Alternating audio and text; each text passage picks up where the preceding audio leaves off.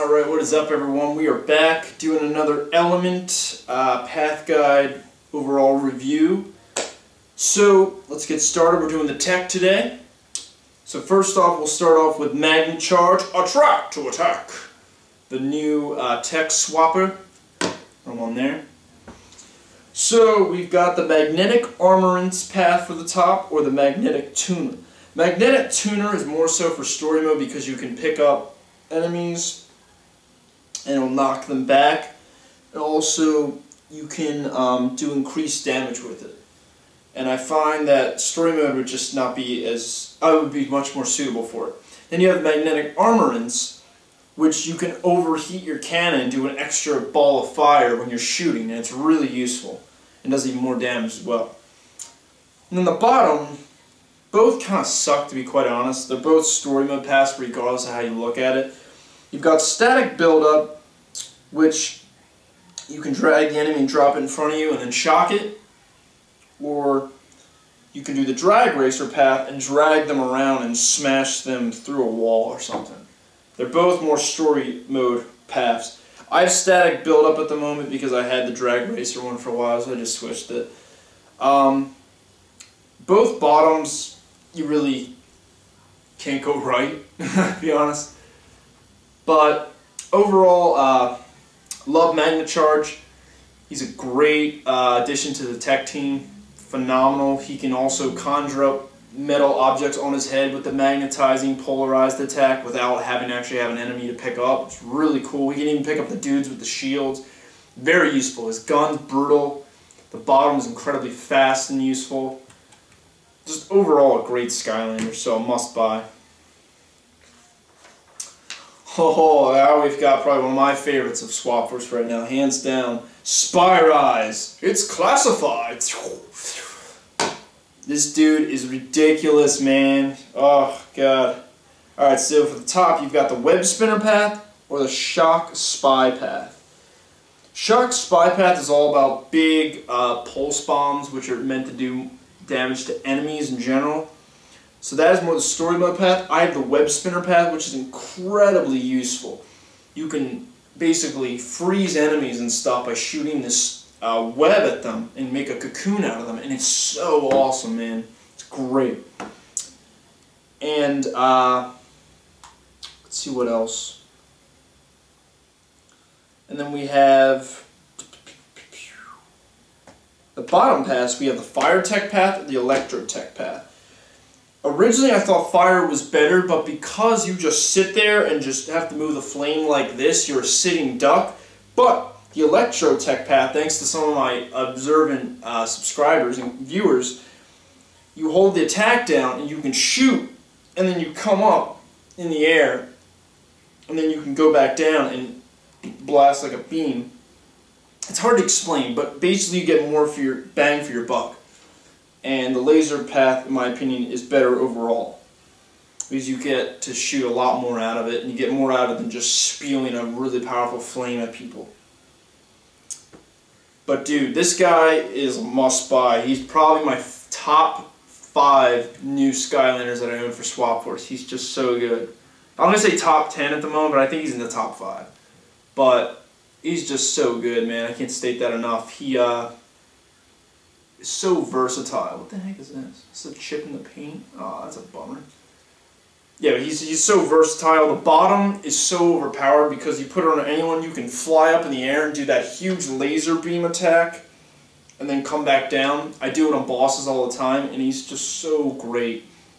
And you can spin, use that web spinner thing, shoot out a bunch of ammo out of there, use the flamethrower, use the bombs. He's just a really well-equipped Skylander. Great must-buy figurine, hands down. Spire Eyes. Next, we've got Countdown. I'm the Bob! Here he is. I have the light core edition because I think he looks cooler. So I brought that one with me. So he's going to glow. There he is. So we've got Boom Buddies Forever path or the Rocketeer path. Boom Buddies I found is better for story mode because the bombs, you just get more of a family of bombs that are great for destroying lots of enemies. Whereas the Rocketeer path is better focused on one enemy. You get bigger rockets, They are done in a larger area, and you can charge them to release 2 smaller ones as well. That's pretty useful.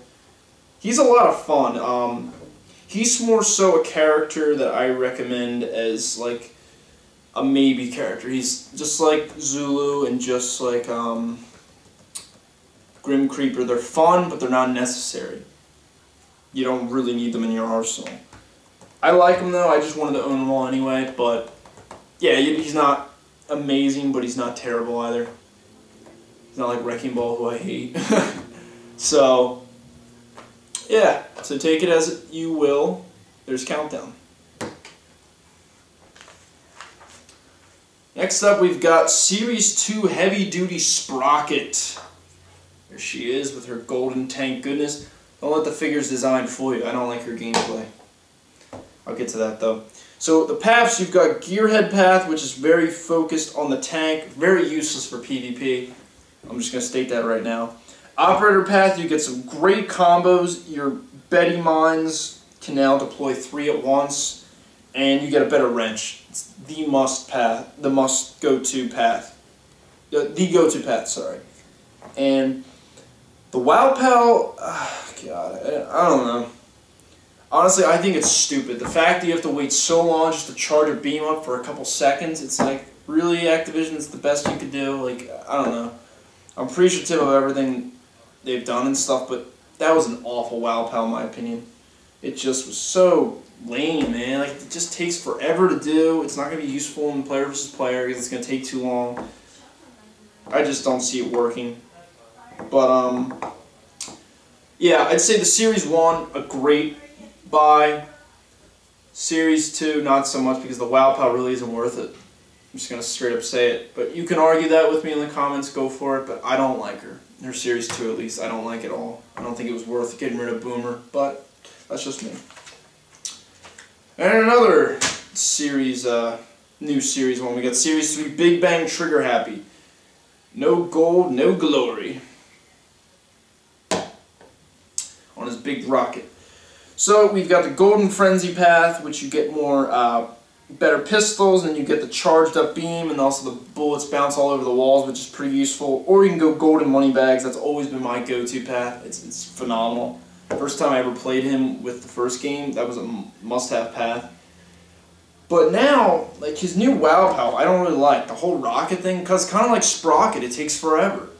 And then when you finally get it, it's just really not that good overall. I found his other WoW Pal for Series 2 somewhat better. Not amazing, but it was better. And he's a great figurine, but I feel like their WoW Pals, they're just not really doing a good job with them. Sprocket and Trigger Happy's WoW Pals really disappointed me. So I'm not like really gung-ho about him. So I wouldn't say he's a must-buy. I'd say Series 2, yes. Series 3, not so much. Oh, yes. We got my boy Wind Up here. Oh, Wound Up! There he is. This dude is so good, man. Okay, so you got the Toy Box path, which is a lot of fun. Better for story mode in general. A lot of versatility. You get the symbols, the plunger gun, or you can go more PvP style and do the winder path, which I chose with the punching bag. Then you can also crank up to then reel in people, which is really useful. And I can't wait to see if they give him a WoW Pal in the future because he's already so overpowered. He's very fast, he's very strong, very versatile. But yeah, Wind Up, man, overall, a must-buy. A must-buy. I know you gotta get the level pack and all that to get him, but get it. He's so good and you will not regret it. Best thing that came out of Sheep Island Adventure Pack, right here. Besides that one treasure you can find in there that gives you like, I think it gives you like double experience, or it gives you a lot of money. It's one of those treasures, but it was a phenomenal treasure that you can get in the Sheep Island. And then we'll go over here. Next we've got one of the old guys, one of them from the first Skylanders game, Boomer. And we got the paths Clobber Troll, which is better for story mode, all about smashing the ground and paralyzing enemies. And then you've got Demolition Troll, which is nasty, man. He has 3 sticks of dynamite. He can have 6 bombs active at once. You can just keep implanting them all over while you're running away.